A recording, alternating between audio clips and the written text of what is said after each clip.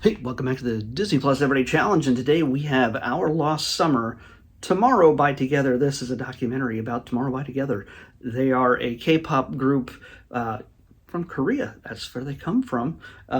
This is from 2023. It's an hour and 23 minutes long, and the summer they're talking about in the title here is the summer of 2022.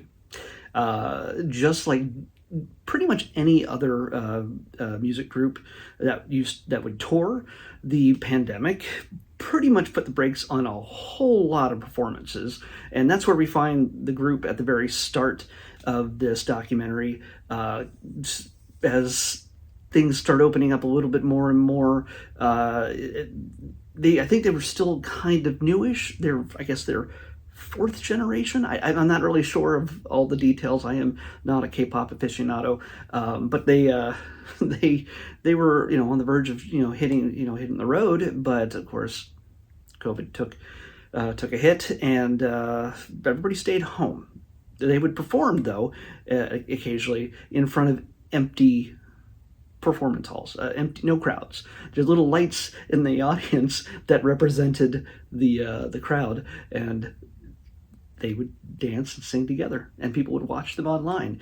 And this tour was the first chance for many people, this world tour, although pretty much all the stops that they provide in this are just in the United States. I'm sure they went other places, of course, but they jump around from Chicago to New York to Atlanta to LA and Houston and a few other places all over.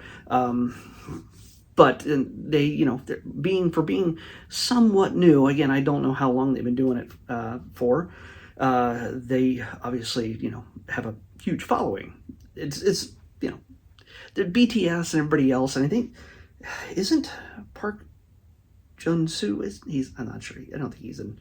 No, stop. Oh, stop. I don't think he's in BTS, is he? He is. He is. Is that no? He's not. I don't know. Oh yeah. No, but he's directed other K-pop things that we can see here on Disney Plus. Regardless, this documentary is the kind of thing. It's a tour.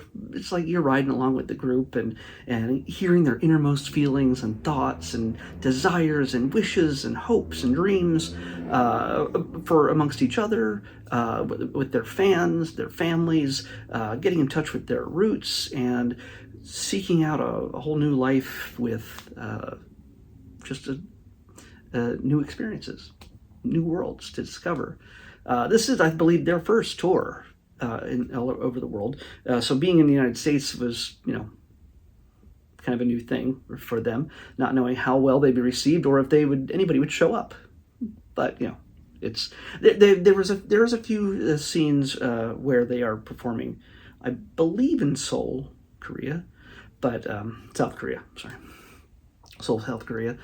But I'm not sure. I can't recall. By the way, if you don't speak Korean, you're going to want to turn on the subtitles because, or whatever language you prefer. The English the English is subtitled, so they're not dubbing it.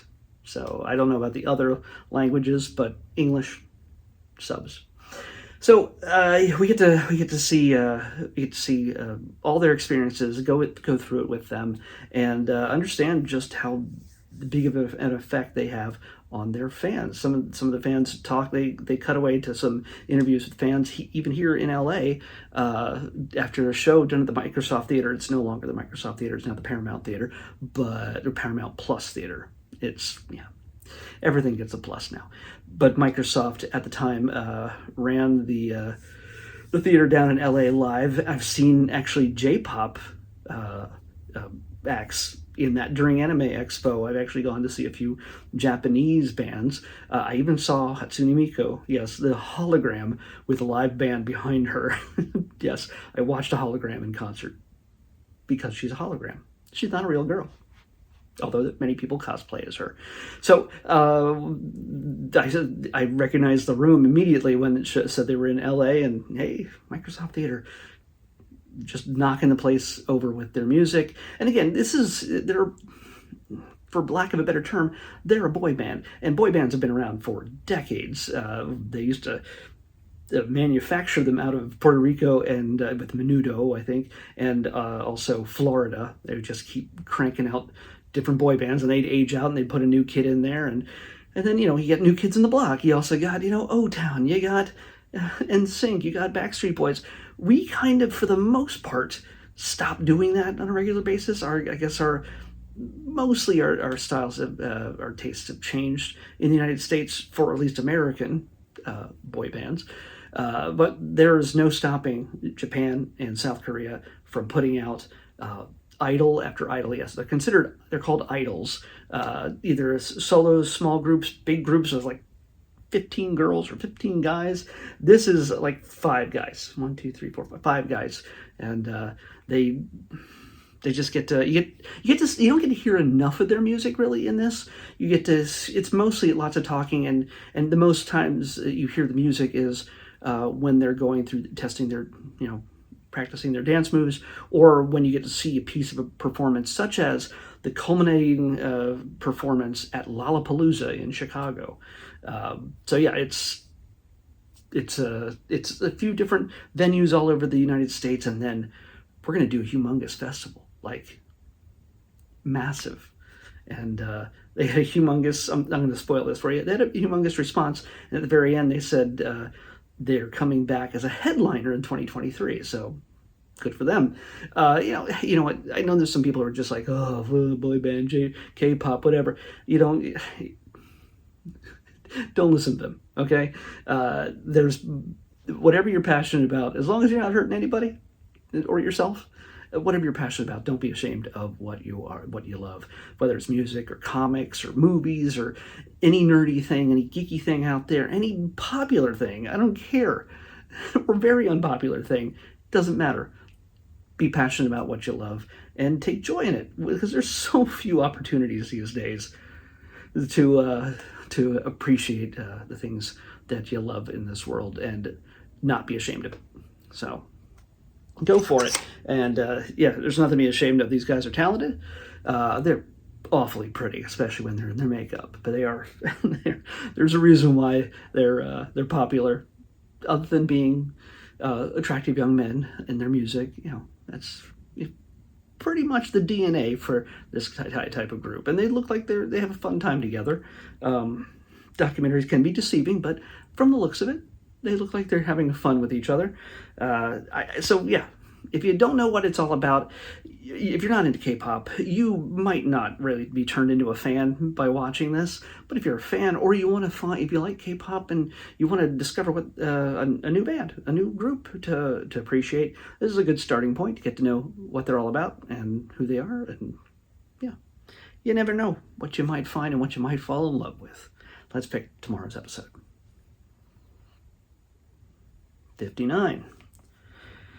59 is 59. Oh, wow.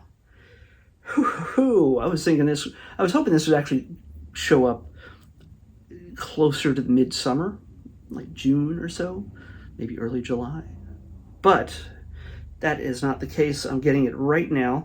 While it's not directly connected to the things that are coming in the Marvel Cinematic Universe, it is one of the foundational pieces of it. Taken from 20th Century Fox, from before the purchase by Disney. We're going to finally get around to watching the sequel to the original film featuring Marvel's first family, Fantastic Four: Rise of the Silver Surfer. So yeah. We're going to see the Silver Surfer again, but in the next film, from what I hear, but in a very different look. And also Galactus, but in a very different look. His classic old school look. This will be fun. This will be interesting to see. The Fantastic Four: Rise of the Silver Surfer is what we're watching next on the Disney Plus Everyday Challenge. I'll see you back here tomorrow with that.